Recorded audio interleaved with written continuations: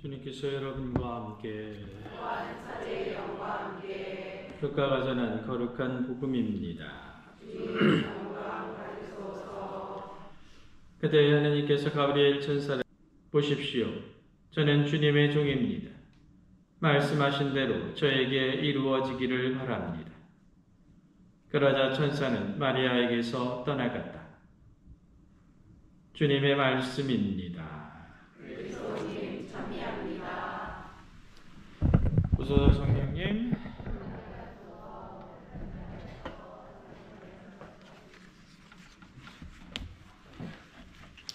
성경 공부를 할 때는 성경 공부 인물에 관련돼서 이번 연도에 성경 공부를 할 예정이기 때문에 그 인물이 등장하는 주된 복음의 대목을 읽도록 하도록 하겠습니다.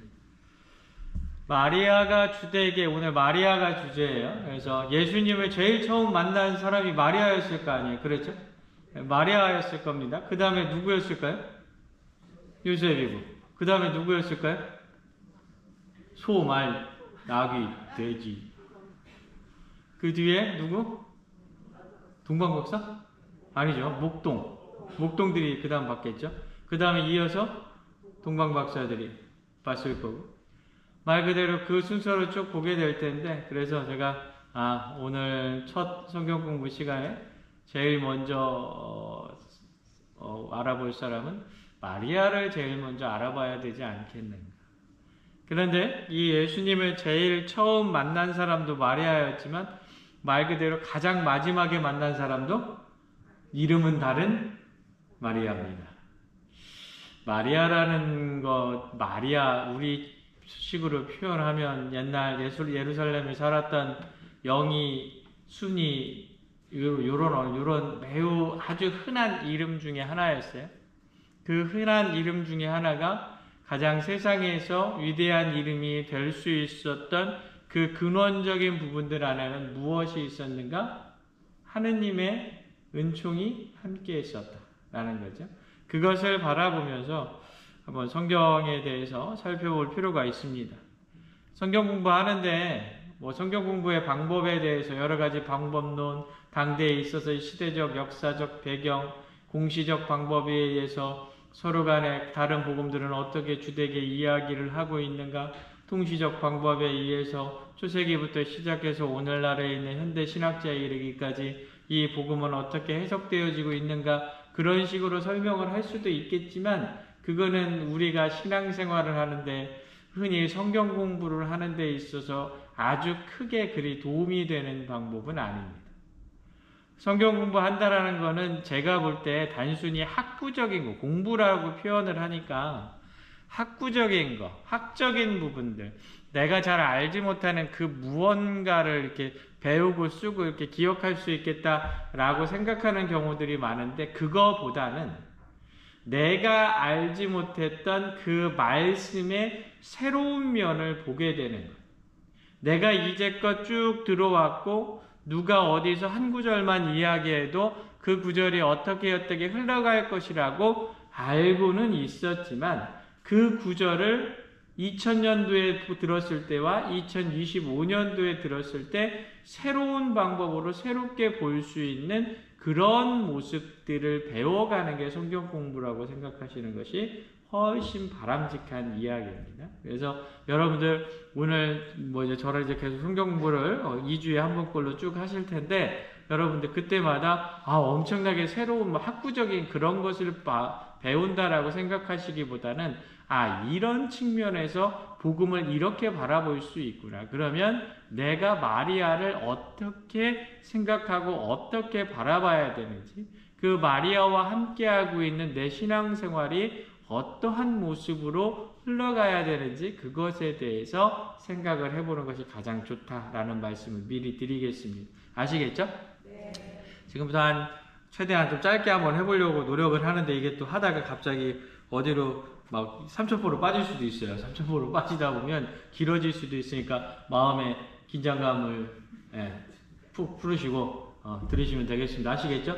네. 여기 지금 몇 명이 왔냐면 93분이 와 계세요. 93명. 네.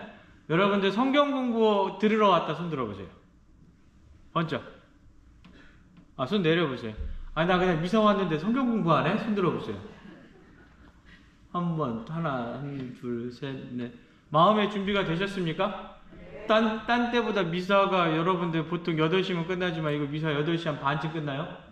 네, 알고 계셔야 됩니다. 마리아가 누구인가 한번 좀 생각을 해봐요. 내가 알고 있는 마리아란 누구? 마리아 세례명 가지신 분. 마리아, 성모 마리아 세례명. 한 분밖에 안 계세요. 마리아 되게 많았는데 요즘은 마리아 너무 흔하다 보니까 이상한 세례명들도 많이 갖고 오던데. 마리아를 왜 그렇게 옛날부터 우리 사람들은 좋아했었을까? 마리아가 누구였을까? 어느 복음에서도 잘 이야기하지 않습니다. 예를 들어서 오늘 루카복음을 읽었지만 마테오복음 안에서는 맨 처음에 어떻게 시작합니까? 예수님의 족보가 쫙 나와요. 쫙 나오다가 누구로 끝나요? 요셉으로 끝나요. 그 요셉과 결혼한 마리아가 낳은 아들이 예수였다. 이렇게 얘기를 해요. 좀 어거지 같지 않습니까? 왜 이렇게 어거지를 부려서 이렇게 이야기했을까? 마리아가 중요한 부분인 것 같고 마리아를 통해서 태어난 예수가 중요한데 오히려 그 앞에서 엄청나게 장황하게 요셉을 말 그대로 이야기를 한 후에 그와 결혼한 성모 마리아가 낳은 예수를 나는 이야기하려고 한다는 마테오복음서가의 시작. 생각해보면 대단히 조금 여러 가지 형태의 부분 안에서 글쎄 좀 어거지스럽다라는 생각을 많이 하게 되죠. 근데 그 이유가 있죠. 마테오복음서가 안에서 마테오복음이라는 것 자체가 무엇입니까? 유대교에서 개종한 그리스도인들을 위해서 쓰여진 책이거든요. 그러다 보니까 그들에게 있어서 가장 중요한 거는 뭐였냐면 네 아버지가 누구요? 이게 제일 중요했어요. 그 관념이 있다 보니까 예수 그리스도의 양아버지지만 그 아버지의 족보가 중요했던 거예요. 왜냐하면 이사야 예언자가 예수님의 탄생을 예고하는데 그 아들은 어디서 태어난다? 그 메시아는 어디서 태어난다? 다윗의 자손에서 태어난다라고 이야기를 했거든요. 그러니까 말 그대로 아버지 없이 태어난 예수님이지만 그 양아버지일지라도 말 그대로 전통 안에서 다윗의 자손 안에 있어야 됐던 거예요. 그렇게 해서 마테오복음서가는 쭉 그 족보를 하면서 그렇게 예수님을 시작했던 겁니다. 마테오복음서가가 그런 관점을 가지고 있었다면 루카복음서가는 그런 관점에서는 조금 많이 벗어나 있어요. 여러분들 루카복음서가가 같이 적었던 다른 여러 가지 어떤 성경적인 부분들도 있는데 루카복음서가의 전형적인 부분은 무엇이냐면 누군가에게 이 복음서를 써서 이것이 정말로 중요하게 있었던 우리 당대에 있어서 가장 우리가 알아야 될 사건입니다를 보고하는 형태의 부분을 취하고 있거든요. 그러다 보니까 어떻게 이 예수라는 사람이 어떤 것과 연관이 있느냐가 대단히 중요했어요. 그래서 여러분들 말 그대로 예수님의 복음을 쓰는 거니까 아기 예수님부터 쓰기 시작했으면 오늘 읽었었던 이 복음을 제일 처음 썼어야 되는 것이 맞을 것 같은데 루카복음도 그렇지 않아요. 루카복음을 어떻게 씁니까? 세례자 요한이 어떻게 태어나는가 붙었어요. 여러분들 세례자 요한은 어떻게 태어났습니까? 대답을 한번 해보세요. 세례자 요한은 어떻게 태어났어요? 세례자 요한이 예수님보다 몇 살 많아요? 6개월 맞죠? 6개월. 그죠? 그 엘리사벳이 세례자 요한을 어떻게 갖게 됐어요? 하느님의 은총으로 갖게 됐잖아요. 그렇죠? 세례자 요한이라는 사람이 구약의 마지막 사람이라고 일컬어지는 사람인데 이 사람 역시 누구와 관련되어 있느냐? 하느님과 매우 밀접한 관련이 있는 거예요. 그것과 동시에 무엇이냐? 세례자 요한의 역할이 뭡니까? 딱 하나예요. 예수 그리스도가 이 세상에 오신 메시아라는 것을 증명하기 위한 거예요.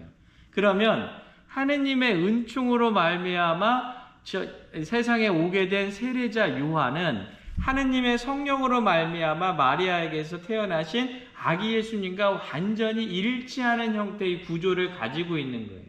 그래서 이 모든 일들이 하느님의 계획하에 완전히 이루어진 것이다 라는 것을 루카복음은 이야기하고 싶었던 거예요. 그래서 그 복음의 첫 서두에 세례자 요한이 어떻게 해서 태어나게 됐고 어떻게 잉태했는가, 그것을 루카복음 사가가 쓰는 겁니다. 그러면서 1장, 2장에 걸쳐가지고 예수님의 탄생설화를 쭉 쓰고 있는 거죠. 그에 반해서 이미 그리스도교가 완전히 성립된 이후에 말 그대로 그리스도교를 세상에 가장 잘 전파한 사도가 어떤 사도입니까? 바오로 사도잖아요. 그렇죠? 바오로 사도. 대답 잘 하셔도 돼요. 틀려도 돼요. 뭐라고 안 해요. 네. 바오로 사도인데 이 바오로 사도는 딱 한 번 갈라디아서에서 마리아를 언급합니다. 그것도 마리아라는 이름 대신 뭐라고 그러냐면 한 여인에게서 태어난다. 바오로 사도에게 있어서는 가장 중요한 게 무엇이었다? 예수 그리스도의 부활이었다. 그러니까 예수 그리스도가 어떻게 태어났는지는 중요하지 않아. 이미 하느님의 아들이셨기 때문에 그 하느님의 아들이 인간들을 어떻게 구원하셨는지만 중요했던 거예요. 그러니까 어떻게 초창기에 있었던 마리아의 부분들에 대해서는 대단히 많은 부분 생략을 하고 있었다. 그러나 그 생략된 이유는 중요성이 작아서가 아니라 관심의 범위가 넓지 않고 말 그대로 예수 그리스도의 부활 사건에 모여져 있었기 때문이라고 생각을 하셔야 됩니다. 마리아는 여러분들 예수 그리스도의 구세사에 있어서 대단히 중요한 것 중에 하나입니다. 여러분들 마리아의 역할을 살펴봤었을 때 가장 중요한 역할이 뭐냐면 하늘과 땅을 잇는 역할을 하는 거예요. 예를 들어서 여러분들에게 하느님께서 엄청나게 좋은 것을 계획하고 계세요. 그런데 여러분들이 응답을 안 하면 그것이 이루어질까요? 안 이루어질까요? 안 이루어집니다, 여러분들. 말 그대로 여러분들이 아무리 좋은 것을 계획한다 하더라도 그것이 하느님의 뜻과 일치하지 않으면 이루어지지 않듯이 하느님께서도 여러분들에게 정말로 좋은 것을 주시려고 하고 정말로 아름다운 것을 주시려고 다 준비를 하고 있지만 내가 그 하느님을 바라보고 있지 않거나 그 하느님의 뜻에 순명하지 않으면 말 그대로 그 하느님의 뜻이 여러분들을 통해서 세상에 펼쳐나오지 않습니다. 이게 대단히 중요한 것 중에 하나입니다. 이것에 있어서 예수 그리스도를 이 세상에 탄생하게 만들었던 마리아의 역할은 결국에 하느님께서 태초부터 계획하셨던 그 모든 것이 세상 안에서 완벽하게 이루어질 수 있도록 응답한 분이라는 거예요. 그래서 마리아는 신학적으로 대단히 중요한 인물 중에 하나가 되는 겁니다. 교회 안에서도 여러 가지 역할을 했다라고 이야기를 하지만 그것은 차차 알 수도 있는 것들이고 어찌되었든 우리가 성경 안에서 마리아를 생각해 봤을 때 그 마리아의 모습이 그러한 모습을 가지고 있다 생각을 해야 됩니다.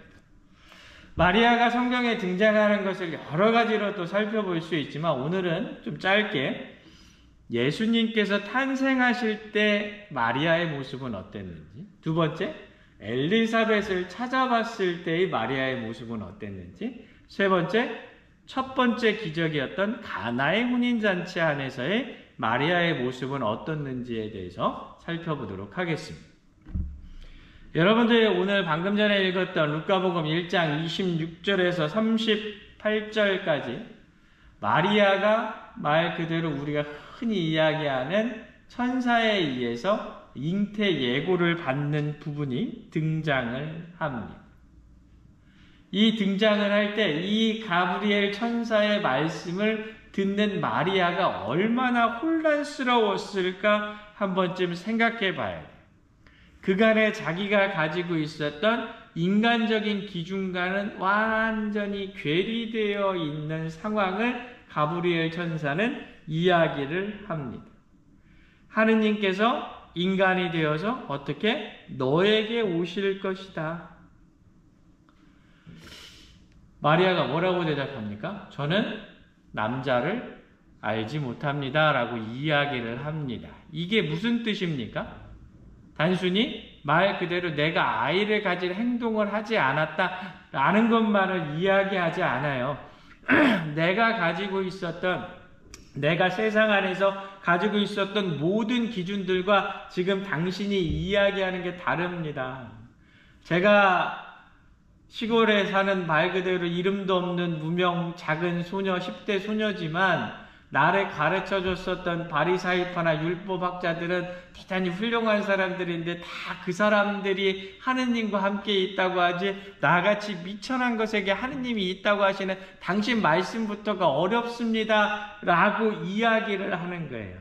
그래서 말 그대로 루카복음사가는 뭐라고 이야기를 하냐면 곰곰이 생각하였다라고 표현을 합니다. 우리 곰곰이 생각하였다라고 표현된 이 말이 히라버로 하면 디마로 기조마이라는 단어를 쓴다고 나도 써갖고 온 거예요. 근데 요 말 뜻이 뭐냐면 단순히 우리가 그래요? 라고 이렇게 그냥 생각하는 것이 아니라 내가 가지고 있는 모든 기준, 모든 사안들에 대해서 정말로 철저하게 전 존재를 걸고서 고민하고 있는 그 모습을 요 곰곰이 생각하였다라는 표현으로 쓴다라고 이야기를 하는 겁니다. 결국에 무엇이 일어납니까? 가브리엘 천사가 이야기해준 그 모든 것들을 내가 듣는 순간 내가 이제껏 살아왔었던 긴 인생은 아니지만 또는 내 앞에 닥쳐오게 되는 나 이제 요셉하고 결혼도 해야 되고 혹 당신 말을 들으니까 그 말이 사실이라면 나에게 일어날 수 있는 일들이 머릿속에 엄청나게 돌아가는 거예요. 그러면 내가 저 말을 받아들이게 됐을 때 혹은 저 말로써 함께 생각하게 됐을 때 어떠한 일들이 나한테 벌어질까라는 생각에 들어가면서 어떻게 됩니까? 내적 갈등, 내적 투쟁의 부분들이 막 등장을 하는 거죠. 여러분들 그렇잖아요. 어떤 거 뭔가 겁나게 큰 결정을 내려야 됐었을 때 여러분들 속으로 따져보시잖아요. 그렇죠? 이거를 하는 게 나을까? 이게 안 하는 게 나을까? 이걸 하면 뭐가 좋아질까? 이걸 안 하면 뭐가 나빠질까? 이거를 지금 해야 되는 게 맞는 걸까? 이걸 지금 안 하는 게 맞는 걸까? 막 엄청 생각을 많이 하잖아요. 그렇죠? 안 해요? 저도 요즘 엄청 생각이 하루에도 25만 가지 생각이 막 나요. 이걸 하는 게 맞나, 안 하는 게 맞나, 하면 뭐가 더 좋을까, 안 하는 게 더. 근데 그런 부분을 이렇게 막 생각을 할 때마다 이 안에 있으면 엄청나게 복잡해져요. 그러면 결정을 내리기가 쉬워집니까? 어려워집니까? 어려워져요. 고민을 하면 할수록 꼬리에 꼬리를 물어서 방금 1분 전에 이게 괜찮을 것 같은데 하다가 요거 좀 생각하면 이거 잘못하면 큰일 나지 막 이렇게 해서 왔다 갔다 하는 순간이 됩니다. 그래서 어느 순간인가는 어떻게 결단을 내려야 돼요. 그죠? 결단의 순간이 와. 내가 햇님 아파트를 갈까 한마루 아파트를 갈까를 막 고민을 하잖아요. 그러죠? 안 하는구나. 그 결국에 어떻게 되냐면 그 결단의 순간에 결국에 하나예요. 가브리엘 천사가 전하고 있는 그 하느님의 모습, 그것을 내가 받아들일 것인가? 아니면 거부할 것인가? 그 결정의 순간에 오는 거죠. 그 결정을 누가 했다? 마리아가 했다. 하느님에 의해서 강요된 결정이 아니다라는 거예요. 하느님에게 의해서 딱 됐으니까 너는 예수님 잉태해서 낳게 될 운명의 여인이요. 그러니까 너는 기계적으로 18살이 됐고 요셉과 결혼하기 한 달 전에 너는 예수를 잉태하게 될 것이다. 너는 그게 딱 기재했어. 그래서 이 기원 전 30년 몇 월 며칠에 너는 예수님을 잉태하게 돼. 이게 아니라는 거예요. 그 순간 그 날이 다가왔을 때 여러분 개인 한 사람 한 사람이 그것을 받아들일 것인가 받아들이지 않느냐에 따라서 마리아가 될 수도 있고 마리아가 되지 못할 수도 있다라는 것.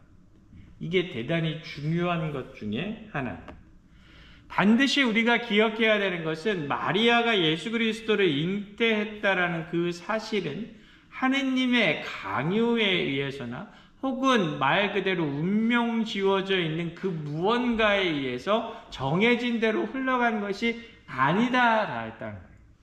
하느님께서 계획하신 그 어마어마한 계획이 마리아라는 그 시골의 한 순박한 여인에게서 벌어지기 시작했었을 때 세상을 짊어져야 되는 그 고통을 알고 있었던 마리아가 자신의 전 인격적인 존재를 통해서 어떻게 그것을 수락하였다. 그래서 여러분들 마리아가 신앙의 모범이 되는 게 신앙은 전 인격적 결단이기 때문에 그런 겁니다. 이게 그래서 마리아가 우리 신앙의 모범이 되는 거예요. 여러분들도 신앙 안에서 무언가를 할 때 늘상적으로 결단을 내려야 되잖아요. 그렇죠? 결단을 내리셔야 돼요. 내가 신앙적으로 어떻게 살아가겠다? 세상의 유혹은 신앙이 하는 것과 엄청 반대로 이렇게 밀어내요. 그래서 여러분들 마음속에 오늘 복음에서 읽은 것 같은 곰곰이 생각하는 경향들이 많이 나타나게 돼요. 거기에서 그 모든 것에 있어서 결단의 순간에 하느님이 아닌 세상을 선택하게 되면 신앙과 멀어지는 것이고, 그럼에도 불구하고 신앙을 선택했을 때 마리아처럼 한 발 한 발 더 갈 수 있는 거예요. 그런데 여기서 중요한 게 하나 있어요. 예수님을 말 그대로 받아 안는다. 예수님이 탄생에 대해서 말 그대로 내 안에 이제 수용을 하겠다. 그래서 이야기한 게 뭡니까? 말씀하신 대로 저에게 이루어지기를 바랍니다. 라고 수용의 의사를 딱 밝히잖아요. 그렇죠? 그런 순간에 막 영광과 환희와 막 이게 빰빠라밤 하고 막 됩니까? 아니에요. 하다못해 어떻게 되냐면, 그러고서 천사가 떠나간 다음에 엘리사벳을 찾으러, 엘리사벳을 방문하러 그 이야기를 할 수 있는 유일한 사람이었던, 자신과의 인척관계에 있었던 그 엘리사벳을 찾으러 아이를 가진 여자가 300을 넘어가야 되는 고통을 시작했다라는 거예요. 이게 여러분 대단히 우리에게 시사하는 바가 큽니다. 내가 말 그대로 여러 가지 고민 끝에 신앙적인 것을 선택했다라고 결단했을 때 나에게 갑자기 하느님께서 주시는 어마어마한 영광적인 순간이 막 뻔뻔뻔뻔 막 찾아와가지고 막 엄청 기쁘고 막 엄청 좋고 막 엄청 대단하겠죠. 막 그래가지고 막 별로 기쁘지도 않았던 공동체 생활이 엄청 기쁘고 막 미사만 나오면 막 그냥 좋고 막 우리 신부님 얼굴만 봐도 그냥 좋고 막 우리 신부님이 날마다 인상 쓰다가 나를 보면 갑자기 웃어주고 이러는 게 아니오. 응? 똑같고 오히려 더 화나는 일들이 많을 때도 있다라는 거예요.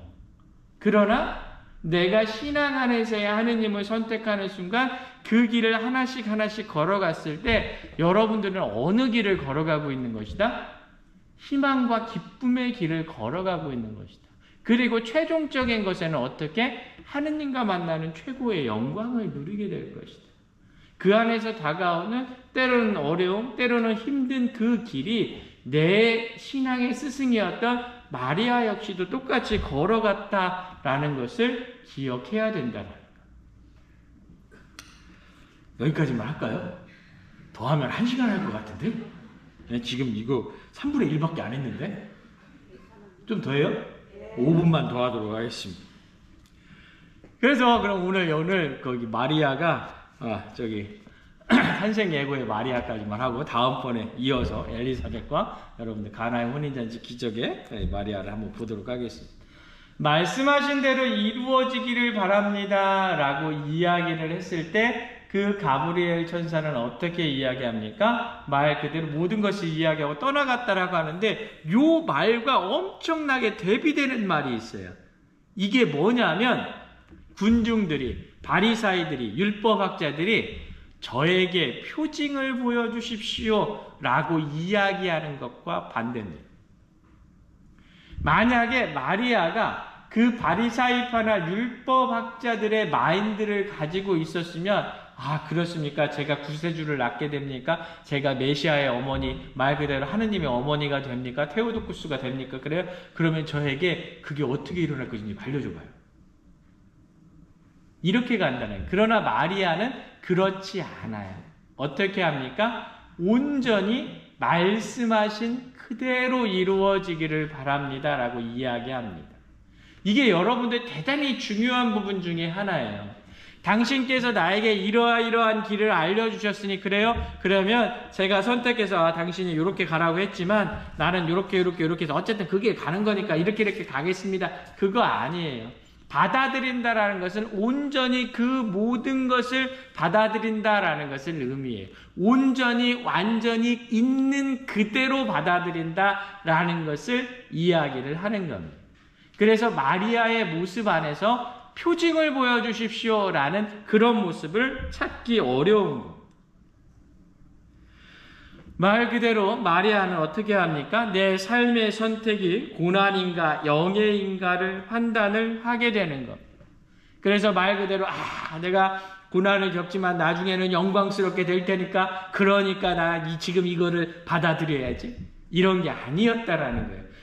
내가 조금 지금은 힘들지만 그래도 내가 하느님의 어머님이 된다니까 그러니까 받아들여야지. 이거 아니었다라는 거예요.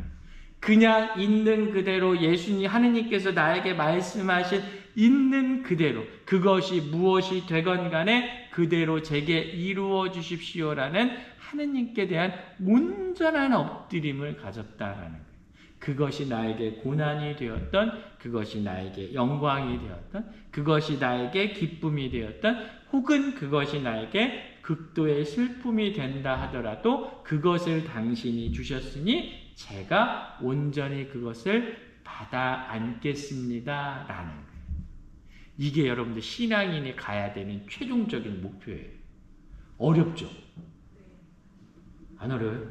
이미 그렇게 살고 계십니까? 네. 어려워. 그래서 어려워요. 그래서 신앙이라는 게 그렇게 어려운 겁니다.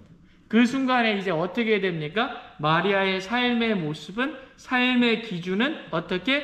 나라는 기준에서 하느님이라는 기준으로 완전히 바뀌게 되는 거예요. 그래서 하느님만이 온전히 모든 것의 이정표가 되는 겁니다. 이것을 순명이라고 이야기를 하는 겁니다. 그래서 하느님께 대한 순명은 무엇과 동의어다? 신앙의 겸손과 동의어다. 신앙의 겸손이 무엇인지 아십니까, 여러분들? 온전히 하느님의 뜻만을 찾기 때문에 세상 안에서 내 것을 되어 보이지 않아요. 그래서 여러분들 신앙인은 겸손해야 됩니다 라고 이야기하는 게 딴 사람들한테 아이고 잘했어 뭐 잘했어 아이고 네 안녕하세요 이거를 하라는 이야기가 아니라 내 뜻이 아니라 하느님의 뜻을 찾아서 나아가라고 이야기를 하는 거예요. 마리아의 순명의 모습을 통해서 신앙의 겸손을 찾는 것. 이것이 여러분들 우리가 마리아를 보고 배워야 되는 부분 중에 하나입니다. 오늘은 여기까지만 하도록 하겠습니다. 네, 더 하면 너무 길어질 것 같아서 다음번에 이제 주보에는 여러분들 다음 주에 요셉 한다고 나갔지만 여러분들 다음 주에 마리아 중간에 한 번 더 끼워서 마리아에 대해서 이야기 나머지 부분 잠깐 하고 넘어가도록 하겠습니다. 성경 공부 배웠으면 우리 신부님이 말씀하시는 거 그래 말 잘하네 하나도 안 보고 그렇게 생각하고 넘어가시면 좋은 말씀 들었네 아이고 뭐 마리아 내가 잘 알고 있지 이렇게 가고 하시면 안 되고요. 가장 중요한 건 뭡니까? 내가 지금 들었었던 그 마리아의 모습 내가 지금은 그렇지 못하지만 지금은 내가 그런 모습에 살 수는 없지만 그럼에도 불구하고 그런 마리아의 모습처럼 나 역시도 신앙의 겸손을 향해서 나아가겠다라고 다짐하는 것. 이것이 성경 공부의 목표가 되는 것. 한 주간 생활하시면서 내 삶 안에서 정말로 마리아의 순명의 모습을 닮은 신앙인의 겸손 얼마나 할 수 있을지 깊게 생각하시고 노력해 보시는 시간들 되시길 부탁드리겠습니다. 잠시 묵상하도록 하겠습니다.